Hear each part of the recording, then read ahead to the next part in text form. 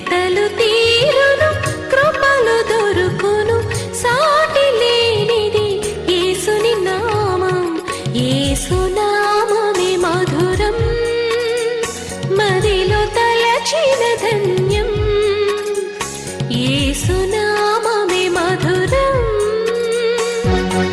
ప్రభువునందు ప్రియ దేవుని బిడ్డలారా, నేటి వాక్య ధ్యానము కొరకు ప్రార్థన చేద్దాం. తలలు వంచండి. మమ్మలను మిక్కిలిగా ప్రేమిస్తున్న మా ప్రియ తండ్రి, మీకు వందనాలు, స్తోత్రాలు చెల్లిస్తున్నాము. నేటి వాక్య ధ్యానము ద్వారా మాతో మాట్లాడండి అని ప్రార్థిస్తున్నాము.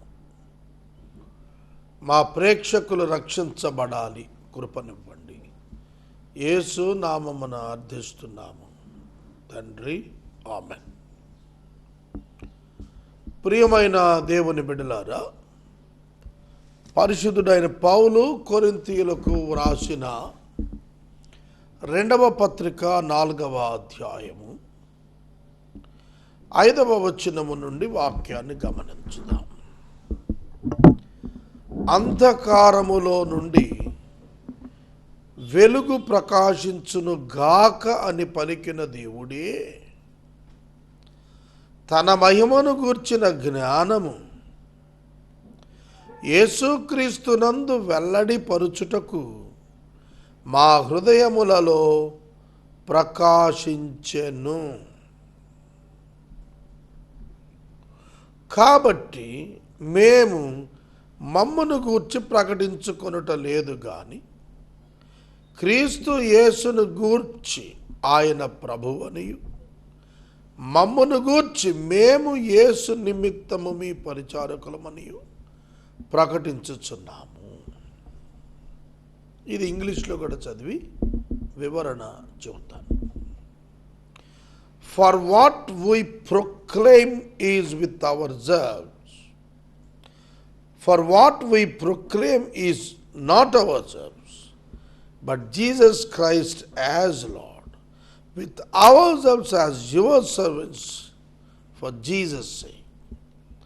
For God, who said, "Let light shine out of darkness," has shone in our hearts to give the light of the knowledge of the glory of God in the face of Jesus Christ. కొంచెం జాగ్రత్తగా ఈ వాక్యం మీరు గ్రహించాలి. ఇది theological వర్తమానం, ఆధ్యాత్మిక సంబంధమైన, ఆత్మ సంబంధమైన, ఆత్మీయ సంబంధమైన వర్తమానం ఇందులో ఉంది. పౌలు గారు ఏం చెబుతున్నాడు? దేవుడు తన మహిమను గూర్చిన జ్ఞానం, దేవుడు 2 పదాలు వాడాడు, మహిమ, జ్ఞానము. దేవుని మహిమను గూర్చిన జ్ఞానము యేసుక్రీస్తు నందు వెల్లడిపరచుటకు. దేవుని మహిమ యేసుక్రీస్తునందుంది. ఆ యేసునందున్న ఆ మహిమను గూర్చిన జ్ఞానము మా హృదయాల్లో దేవుడు ప్రకాశింపజేశాడు. దాన్ని వెల్లడి చేయటానికి, దానిని ప్రొక్లెయిమ్ చేయటానికి, టు ప్రొక్లెయిమ్ ఇట్. కనుక మేము యేసుక్రీస్తును ప్రకటిస్తున్నాం, మమ్మను కాదు. ఎందుకు యేసుక్రీస్తును ప్రకటిస్తున్నామంటే, యేసుక్రీస్తునందు దేవుడు తన మహిమనుంచాడు. అది రాస్తున్నాడు. For what we proclaim is not ourselves, but Jesus Christ as Lord. యేసుక్రీస్తు ప్రభువు అని మేము ప్రకటిస్తున్నాము. Jesus is the Christ. యేసే మెస్సియా అని, యేసే దేవుడు ఏర్పాటు చేసిన మార్గమని యేసే దేవుడు ఏర్పాటు చేసిన రక్షణ శృంగమని మేము ప్రకటిస్తున్నాము. మేము మమ్మల్ని ప్రకటించుకునటలేదు. ఈ లోకంలో ప్రతి ఒక్కడు తనను తాను ప్రకటించుకుంటాడు. కానీ బైబిల్ గ్రంథంలో యేసుక్రీస్తును సువార్త అను ఆయనను అపోస్తులను ప్రకటించారు. సహోదరుడా, సహోదరి, దేవుడు అంధకారములో వెలుగు కలుగునుగాక అని ప్రకటించాడట. అంధకారములో వెలుగు కలుగునుగాక అని ప్రకటించిన ఆ దేవుడే మాలో ప్రకాశించాడు. ఆధ్యాత్మిక అంధకారములో ఉన్నటువంటి మా హృదయాల్లో దేవుని వెలుగు ప్రకాశించెను. ఆ వెలుగును బట్టి మేము చెబుతున్నాం, అది క్రీస్తు యొక్క మహిమను గూర్చిన జ్ఞానము. అది దేవుడు మాకిచ్చాడు. అందుకే మేము ఆయనను ప్రభువుని ప్రకటించగలుగుతున్నాము. ఆయనకైతే దాసులము, మీకైతే పరిచారకులము. యేసును గూర్చి అయితే ప్రభువుని, మమ్మను గూర్చి మీ పరిచారకులమని ప్రకటన చేస్తున్నాం, డిక్లేర్ చేస్తున్నాం.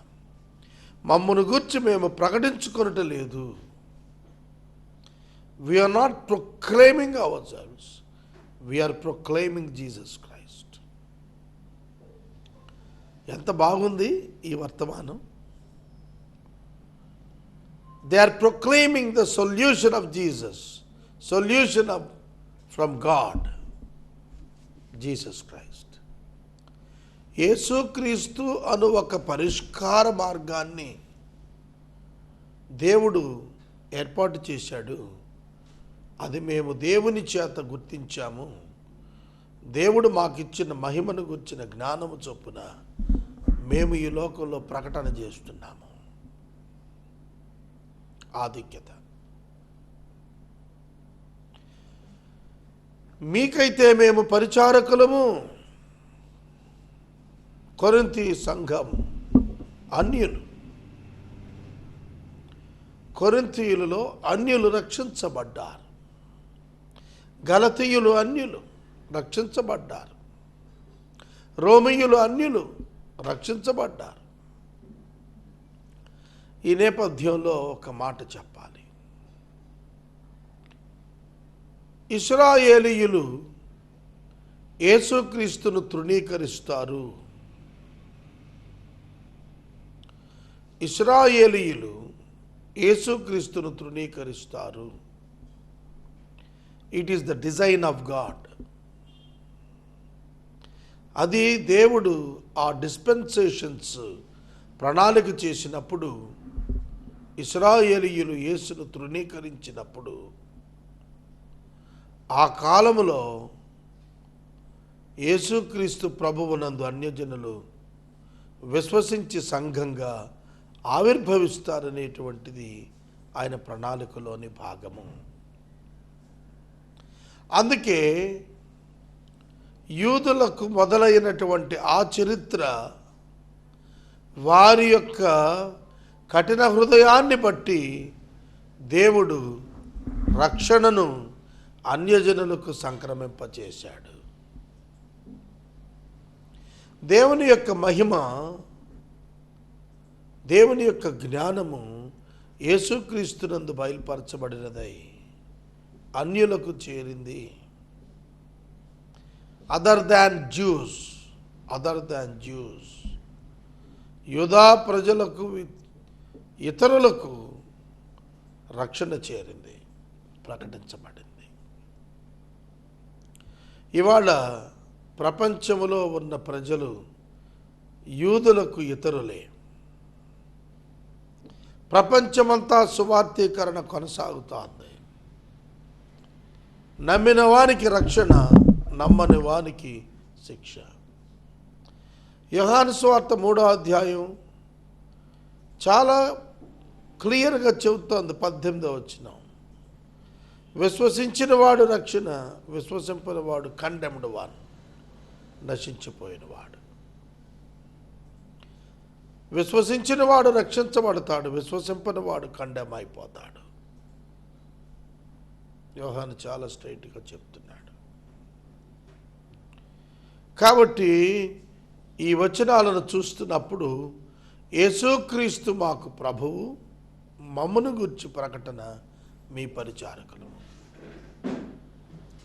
ఇవాళ యేసుక్రీస్తు ప్రభువు యొక్క సేవకులుగా ఎవరైతే తమను తాము సమర్పించుకుని సేవ చేయుటకు ముందుకొచ్చారో వారు మొట్టమొదట తెలుసుకోవలసింది ఏమిటంటే, సంఘమునకు మేము పరిచారకులము అని తెలుసుకోవాలి. మహాత్మా గాంధీ గారు స్వతంత్ర పోరాటాన్ని అద్భుతంగా నడిపించి స్వతంత్రము భారతదేశానికి రావటంలో ప్రధాన భూమిక పోషించాడు. ఆయన వినియోగదారుని గురించి మాట్లాడిన మాట, కస్టమర్ని గురించి ఆయన చెప్పిన మాటలు చాలా చోట్ల రాస్తుంటారు. They are not the disturbance in our work, they are the purpose of our work. వారి కోసమే మనం నియమించబడ్డాం, వారి కోసమే మనం ఏర్పరచబడ్డాం, వారి నిమిత్తం మనమున్నాం తప్ప మన కొరకు వారు కాదని చక్కగా రాశాడు ఆయన. కాబట్టి ఆ కాన్సెప్ట్ ఎక్కడదంటే ఇందులోదే, పౌలు గారు చెప్పిందే. మేమైతే మీకు పరిచారకులము. మనం డెమోక్రటిక్ కంట్రీలో ఉన్నాం, ప్రజాస్వామ్య రాజ్యంలో ఉన్నాం. పౌరులు యజమానులు, people are the owners and the government employees are the servants of the people. ఈ కాన్సెప్ట్ మీకు తెలుసా? ప్రజలు దేశమునకు యజమానులు. ఆ ప్రజలలో నుండి ఎవరైతే ప్రభుత్వములోనికి, ప్రభుత్వ ఉద్యోగాల్లోనికి వచ్చారో వారంతా ప్రభుత్వ ఉద్యోగి. అంటే అర్థం ఏంటంటే ప్రజలకు సేవకుడు అని అర్థం. మనకు ఏర్పడిన ప్రభుత్వం ఉంది, అది పీపుల్ రిప్రజెంటేషన్. అది ప్రభుత్వం, అసెంబ్లీలో ఉన్న రాష్ట్ర ప్రభుత్వం, పార్లమెంటులో ఉన్న కేంద్ర ప్రభుత్వం. దాన్ని ప్రభుత్వం అని ఎందుకు పిలుస్తున్నామంటే it is nothing but the people representation. ప్రజల ప్రతినిధులు. ప్రజలు తమను తామే పరిపాలించుకుంటారు. They are the owners of the country. ప్రజలు తమను తాము పరిపాలించుకోవటమే ప్రజాస్వామ్యం.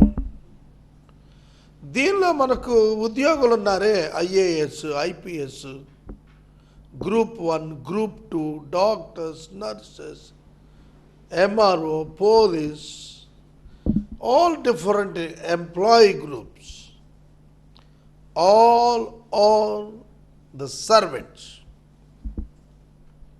all are the servants. ఈ కాన్సెప్ట్ అర్థమైతే ప్రజలు ఎడ్యుకేట్ అయినట్టు, లేకపోతే అంధకారంలో ఉన్నట్టు. అంధకారంలో ఉండటం అంటే అవేర్నెస్ లేకపోవటం, చట్టం పట్ల, కాన్స్టిట్యూషన్ పట్ల అవేర్నెస్ లేకపోతే అంధకారంలో ఉంటాం. ప్రతి ప్రభుత్వ ఉద్యోగి ప్రజలకు సేవకుడే. ప్రతి ప్రభుత్వ ఉద్యోగిని ప్రజలు వినియోగించుకుంటారు. కలెక్టర్ ఉన్నారనుకోండి, ఆయనకు ఆ హోదా అవన్నీ ఎందుకు ఇచ్చామంటే, ప్రభుత్వం ఎందుకు ఇచ్చిందంటే మన ప్రతినిధులుగా మనందరికీ సేవ చేయటానికి. మనందరికీ సేవ చేయటానికి కలెక్టర్ ఉద్యోగం. మనందరిని కలెక్టర్ పరిపాలించడు, మనల్ని మనం పరిపాలించుకుంటున్నాం. కలెక్టర్ మనకు సేవకుడు. అలాగే ఒక ఎస్పీ ఉంటే అతడు ప్రజలకు సేవకుడు. ఎస్పీ మనలను పరిపాలించడు, మనల్ని మనం పరిపాలించుకుంటున్నాం. ఎస్పీ మనకు పరిచారకుడు. ఒక పోలీస్ స్టేషన్ ఉందంటే అది ప్రజల పరిచారకులు. ఒక ప్రభుత్వ ఆసుపత్రి ఉందంటే అది ప్రజల పరిచారకులు.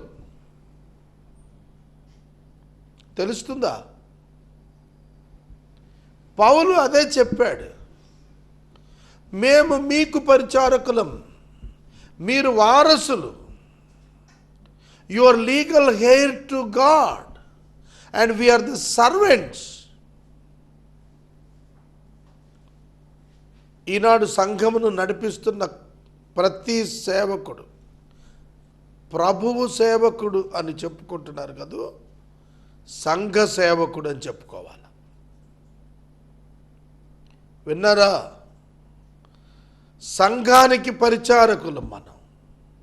దేవునికి మాత్రమే కాదు, దేవునికి ఎవడైనా సేవకుడు ఉంటాకి ఇష్టపడతాడు. దేవునికి సేవకుడు ఉన్నవాడు మనుషులకు సేవకుడు ఉండాల. నువ్వు నాయకుడు ఉంటే ఉండొచ్చు, కానీ నువ్వు సేవకుడివే. ఇది తెలుసుకోవాలి. నేను దీన్ని అర్థం చేసుకోవడానికి మనకున్న కాన్స్టిట్యూషన్, మనకున్న పరిధిని వివరించాను. సహోదరుడా, సహోదరి, ఒక ప్రభుత్వ ఉద్యోగి ఒక పౌరుడిని కాదనటానికి లేదు. ఆ ఉద్యోగి పౌరుని కొరకే నియమించబడ్డాడు. నియమాల ప్రకారం ఆ ఉద్యోగి ప్రజలకు సేవ చేస్తాడు. అందుకే మన హక్కులు మనం తెలుసుకోవాలి. మనకు సమాచార హక్కు అని ఒకటి ఉంది. దాని గురించి ఇప్పటి వరకు చాలామందికి అవగాహన లేదు. మనకే సమాచారం కావాలన్నా ప్రభుత్వ పరిచారకులు, ప్రభుత్వ ఉద్యోగులు, ప్రభుత్వ అధికారులు మనకు అందించాలి. ప్రతి ఆఫీసులో ఈ బోర్డు పెట్టుంటుంది, పలానా వ్యక్తి మీకు సమాచారం ఇవ్వటం కోసం నియమించబడ్డాడు, ఆ అధికారి నెంబర్ ఇది అని చెప్పి కూడా వేస్తారు. Right of information act. ఒక వ్యక్తి ప్రభుత్వ ఆసుపత్రికి వెళితే ఏమి సేవలు తాను పొందవచ్చో బయట బోర్డు పెట్టుంటుంది, పెట్టి తీరాలా. What are the rights of the people are the patients తెలుసుకోవాలి. మీరు కార్పొరేట్ ఆసుపత్రులకు కూడా పోండి, అక్కడ పెద్ద బోర్డు పెట్టాలి బయట. పెట్టకపోతే ఆ కార్పొరేట్ ఆసుపత్రి లైసెన్స్ రద్దు చేస్తారు. రసీదు ఇవ్వకుండా వ్యాపారం చేస్తే ఆ బిజినెస్ని ఇమ్మీడియట్గా మీరు పిటిషన్ ఇస్తే అది ఎంత గొప్ప వ్యక్తికి చెందిన బిజినెస్ అయినా సరే సీజ్ చేస్తారు, ఆపేస్తారు. ఇండియాలో ఎడ్యుకేటెడ్ ఉన్నారు, కానీ ఎడ్యుకేటెడ్ అంటే బిఏలు, బీకాములు, ఎంకాములు, ఎంటెక్లు చదివారు, కానీ they are not educated in their rights in the constitution. పోలీసుని చూస్తే వెంటనే భయపడిపోతూ ఉంటాం మనం. ఒక పోలీసు యొక్క పరిధి ఏమిటి? పోలీస్ స్టేషన్ యొక్క పరిధి ఏమిటి? ఒక ఎస్ఐ యొక్క విధులేమిటి? సిఐ యొక్క విధులేమిటి? డిఎస్పి యొక్క పరిధి ఏమిటి? సెక్షన్లు ఏమిటి? ఒక వ్యక్తిని స్టేషన్కి ఎట్లా తీసుకెళ్ళాలా, ఎప్పుడు తీసుకెళ్ళాలా, ఇవన్నీ తెలుసుకోవాల్సిన బాధ్యత ప్రజల మీద ఉంది. ఎడ్యుకేట్ చేయాల్సిన బాధ్యత ప్రభుత్వం మీద ఉంది. ఒక రోడ్ వేస్తున్నారు అనుకోండి, you can directly go to the contractor and you can ask him what is the material they are using. మనం ఎట్లయిపోయామంటే మనకేమి పట్టదండి. ఇండియాలో మనం దేన్ని పట్టించుకోం. వంకర టింకర రోడ్లండి, ఎక్కడక్కడే. కన్నులు ఏమాత్రం ఏమరపాటుకున్నా కూడా బండి దాన్ని గుద్దుకునేట్టుగా డివైడర్లండి. No one is questioning. No one is feeling that we are the owners of the country. మనం మన దేశానికి మనం హక్కుదారులమండి. నువ్వు మైనారిటీ గినారిటీ ఏం లేదు ఇక్కడ. వీఆర్ ఇండియన్స్ అంతే. నీకు ఒక అభ్యంతరం ఉంటే you can straight away you can complaint to the court. Court ఉంది, అందుకే మన డబ్బులతోనే కోర్టు రన్ అవుతాను. జడ్జిలు ఉంది మన కోసమే, కోర్టులు ఉంది మన కోసమే. ఒక నిరుద్యోగికి ఉపాధి కల్పించాల్సిన బాధ్యత 100% గవర్నమెంట్ది. నేను బిఏ చదువుకున్నాను, బీకామ్ చదువుకున్నాను, ఎంటెక్ చదువుకున్నాను, వేర్ ఈజ్ మై జాబ్ అని ప్రభుత్వాన్ని అడిగేటువంటి హక్కు ఒక ఎడ్యుకేటెడ్ సిటిజన్కి ఉంది. కానీ ఎవడు దాని మీద దృష్టి పెట్టలేదు ఇప్పటివరకు. 10 లక్షల మంది నిరుద్యోగులు గ్రాడ్యుయేట్స్ ఉన్నారు. 10 లక్షల మంది ప్రభుత్వాన్ని నిలదీయచ్చు, మా ఉద్యోగాలు ఎప్పుడు ఇస్తారు, మా ఉద్యోగ భృతి ఏదని అడగచ్చు కలెక్టర్ని, ప్రభుత్వాన్ని అడగచ్చు. కాబట్టి హూయామై ఎడ్యుకేటెడే. చాలామంది అడ్వకేట్స్ కూడా వాళ్ళ రైట్స్ వాళ్ళు వినియోగించుకోవటం లేదు. నేను సెక్యులర్ కాన్సెప్ట్ కొంచెం కావాలనే ఒక నిడివి ఎక్కువే చెప్పాను మీకు. నేను ఇవాళ సమాజం గురించి సంఘంలోనికి వెళదాం. క్రీస్తు యొక్క సంఘంలో, యేసుక్రీస్తు ప్రభు యొక్క సంఘంలో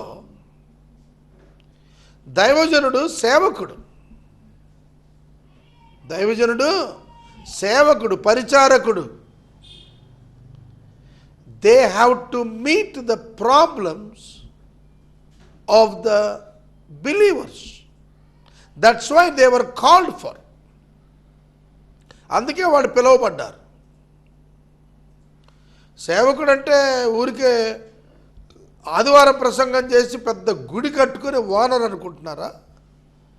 as per the Bible they are the servants of the believers. They should serve the church.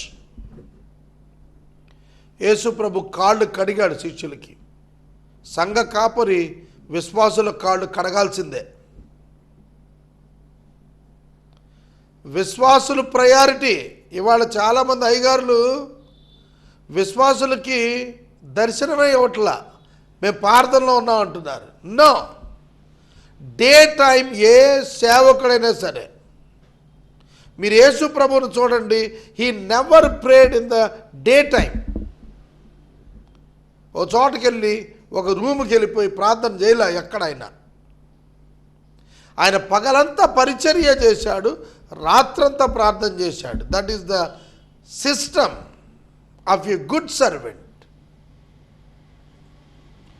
మీరు చూడండి, నేను ఉదయం 5 నుంచి రాత్రి 11 అయినా సరే నేను అవైలబుల్గా ఉంటా.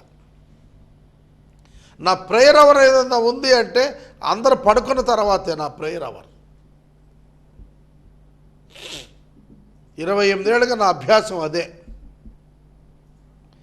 జనమంతా తిరిగేటప్పుడు మోకాళ్ళ మీద ఉండి తలుపులు వేసుకొని ప్రజలకు అందుబాటులో లేకుండా రాత్రిపేట గుర్రు పెట్టి నిద్రపోతామా ప్రార్థన అంటే? మేము మీకు పరిచారకులమని ప్రకటించుచున్నాము. We're declaring ourselves. We're declaring ourselves as the servants. As the servants. For what we proclaim is not ourselves, but the Jesus Christ as Lord. మేము దేవుని సేవకులమని ప్రకటించుకుంటున్నాం, మీకు పరిచారకులమని ప్రకటించుకుంటున్నాం. ఈ సిస్టమ్ గనక ఇప్పుడు అడాప్ట్ అయితే ఉన్న పాటున very short time India will become a Christian country. భారతదేశంలో ఎంతోమంది ప్రజలు క్రీస్తుకు ఆకర్షితులు అవుతారు. ఎందుకంటే మోడల్ క్రిస్టియన్స్ లేకపోవటమే. ఇవాళ ఎక్కువ మంది యేసయ్యను తెలుసుకోలేకపోవటం కారణం ఏంటో తెలుసా? Transformed Christianity. లేదు, zero, battery dead. What can we call battery dead? Instrument is good, but there is no battery in it. There is no power in it. Instrument is good. నీ cell phone బాగానే ఉంది కానీ discharged battery, no use of you. నీవు వాల్యూస్తో మొదట నింపబడు, టెక్నిక్స్తో కాదు, స్కిల్స్తో కాదు, తర్వాత అది. First you must be filled with the values, then you can equip with the skills. ఇవాళ స్కిల్స్ ఎక్కువైపోయాయి, వాల్యూస్ అసలు కనపట్టలా క్రైస్తవ్యంలో. స్పోకెన్ స్కిల్స్, మేనేజ్మెంట్ స్కిల్స్ గుట్లు తయారు చేసుకుంటున్నాం. కానీ క్రిస్టియన్ వాల్యూస్ హరించుకుపోతున్నాయి, పట్టించుకునేవాళ్ళు లేరు. కొంతకాలానికి భూమి మీద మనుష్య కుమారుడు ప్రత్యక్షమైనప్పుడు విశ్వాసమును కనుగొనునా ఆ స్టేజ్ వచ్చేస్తుందనే భయం కలుగుతుంది. యేసుక్రీస్తు ప్రభువునందు దేవుడు తన మహిమను, దానిని గుర్చిన జ్ఞానమును ఉంచి దానిని క్రీస్తు ప్రభువని ప్రకటించేటట్లుగా అపోస్తలుల యొక్క హృదయాలలో దేవుడు ఈ ప్రకాశమును అనుగ్రహించాడు. కాబట్టి వారు తమను తాము సంఘమునకు పరిచారకులుగా చేసుకున్నారు. ఇవాళ చేసుకోవట్లేదంటే అర్థం ఏంటంటే వారిలో దేవుని జ్ఞానము లేదు, వారిలో దేవుని జ్ఞానము లేదు. సేవకునిలో దేవుని జ్ఞానం ఉంటే తనను పరిచారకుడిగా ప్రకటించుకుంటాడు. ప్రార్థన. మమ్మలను మిక్కిలిగా ప్రేమిస్తున్న మా ప్రియ తండ్రి, మీకు వందనాలు, స్తోత్రాలు. నేటి వాక్య ధ్యానము ద్వారా మాతో మాట్లాడినందుకు స్తోత్రం. ఎవరు యజమాని, ఎవరు పరిచారకుడు, ప్రభు స్పష్టంగా మేము నేర్చుకున్నాం. ఇది అమలు చేసే శక్తి ఇవ్వండి, యేసు నామమున అడుగుచున్నాము, ఆమెన్. తండ్రి అయిన దేవుని ప్రేమ, కుమారుడైన యేసయ్య కృప, పరిశుద్ధాత్మ దేవుని యొక్క అన్యోన్య సహవాసము సదాకాలం మనకు తోడైండును గాక, ఆమెన్.